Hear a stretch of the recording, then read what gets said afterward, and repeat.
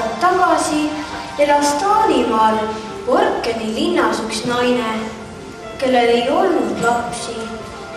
Kõigil teistel perekondadel oli vähemalt 1 või 2, õnnelikemal isegi 3-4 last, kuid sellel naisel ei olnud ühtegi. Ometigi tahtis ka tema endale väikest tüdrukut, kellest hoolitseda, keda kasvatada ja armastada. Ükskord turul olles kuulis ta, et kusagil linna taga paksus metsas elab kuulus ja tark metsahaldjas, kelle käest paljud hädasolijad head nõu on saanud. Nii asuski naine siis, kui kõik kodused toimetused olid tehtud, metsa minema, et leida see kuulus metsahaldjas.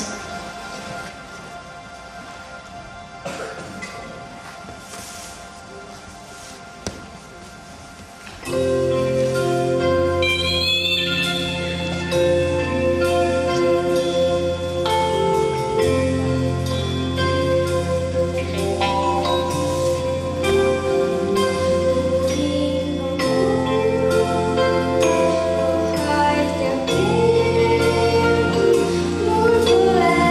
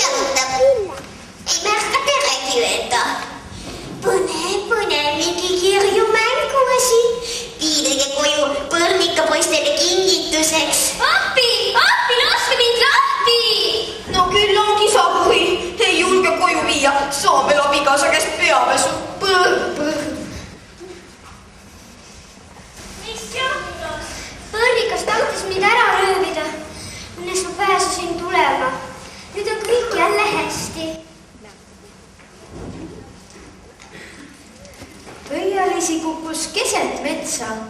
Ka seal leidis ta endale sõpru, kellega hullates veetis terve suve.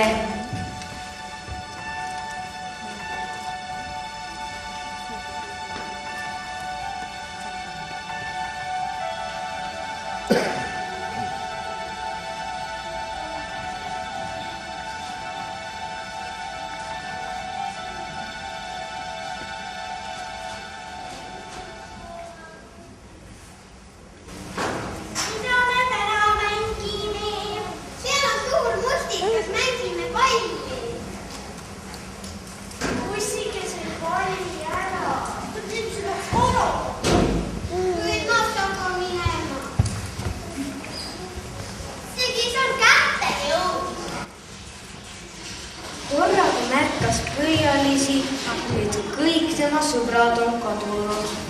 Nad olid pugenud peituma pehmetesse ja soojadesse pesadesse. Ka ilm oli muutunud külmaks. Kunagi oli pöialisil olnud suure seene all veavari, aga sügisel saabudes ei pidanud see enam sooja. Ja siis tuli esimene öökülm. Pöialis oleks tahtnud pugeda tagasi lilleõide ja jääda talvele, nagu tegi seda kogu loodus. Kuid külm oli ta enesele ohvriks valinud ja sellega tuli leppida.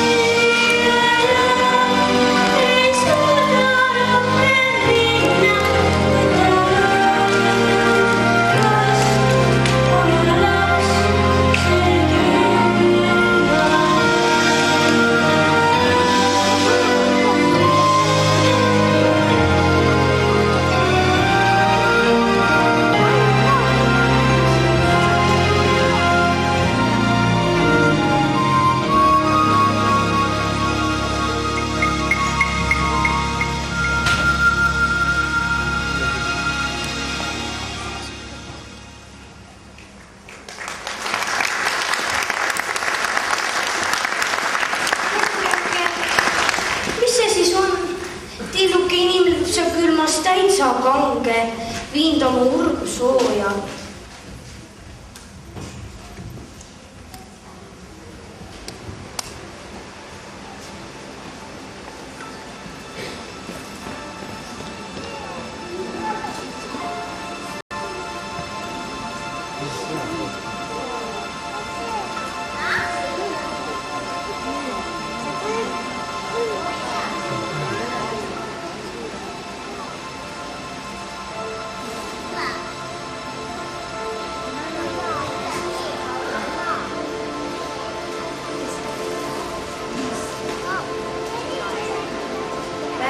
Valitses talv. Kogu loodus, ka pöialisi suvised mängukohad olid mattunud lume. Pöialisi ise aga oli jõuka hiremad soojas ja mugavas urus, kus tal ei tulnud teha muu, kui koristada tube, teha süüa ja mängida väikeste hiirelastega.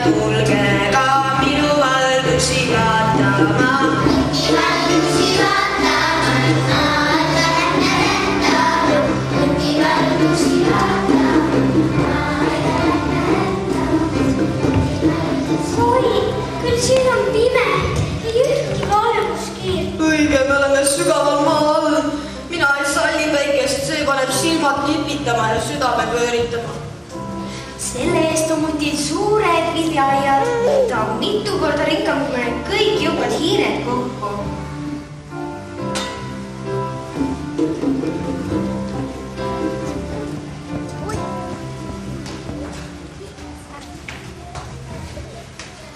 Oi, siin magab keegi.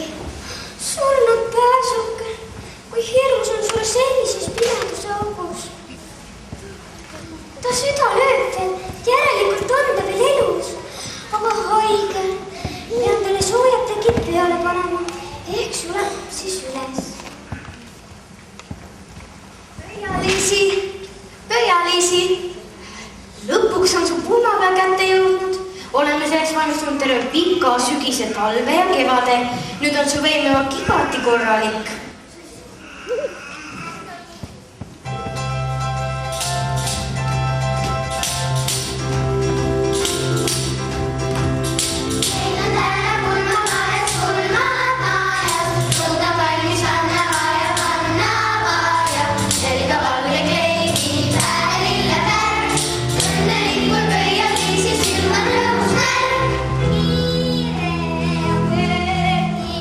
Külalised tulemas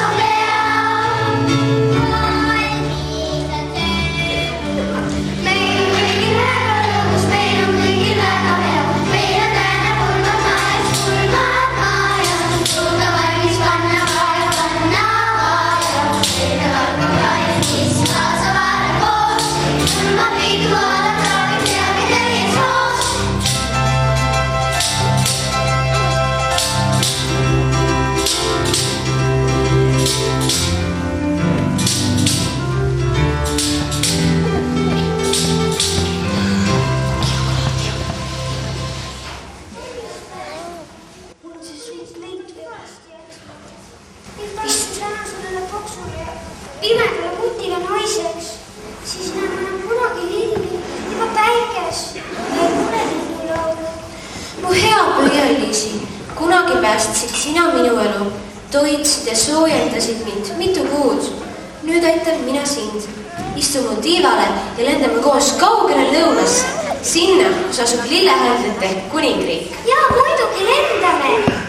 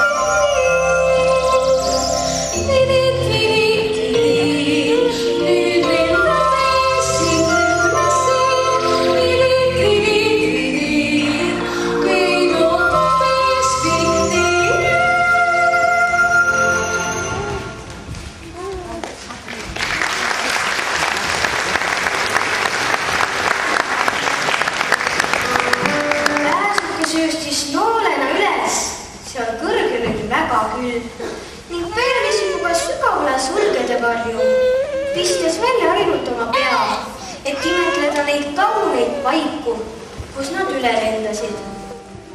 All ruhetasid metsad ja kollendasid viljapõllud. Pääsuke lendas aga aina edasi üle kõrgete mägede ja siniste järvede, üle suurte linnade väikeste külade. Igal pool kasvasid imeilusad lilled. Õhus oli tunda nende magusat lõhna. Külatänavatel jooksid lõbusad lapsed, kes püüdsid suuri kirjuid liblikaid. Pöia-Liisi ja Pääsuke lendasid mitu päeva ja peatasid ainult selleks, et natukene süüa ja juua. Ühel päeval jõudsid nad päikesest üle kõlatud lagendikule, kus lillelõhn muutus veelgi tugevamaks. See oli märk, et nende teekond hakkas lõpule jõudma. Nad olid jõudnud lillehaldjate kuningriiki.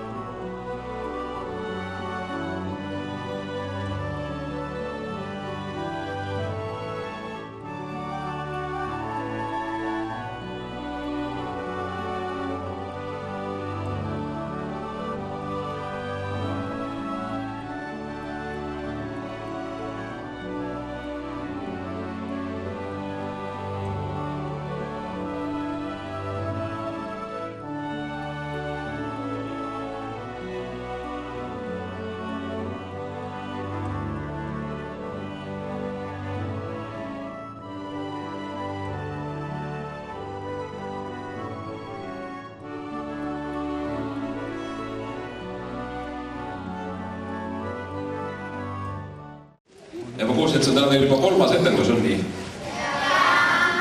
Selle eest aplaus juba.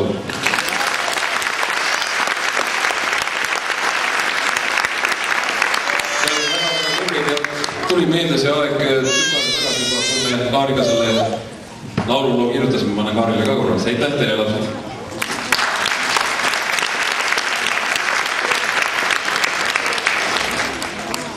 Tervitus minu poolt ka ja suur aitäh tegijatele. Ja me Urmasega siin omavahel mõtlesime, et meil on tegijaid on nii palju, aga meil on ainult ükski. Alguses mõtlesime küll, et anname lavastajale, ja kuna me väga hästi teame, mis see töö tähendab, mina olen eluaeg ainult sellist teinud, ma küll ise ei lavasta, aga ma juhin sellist kooli, kus kogu aeg ainult teatrit tehakse, et ma tean, kui suur töö see on.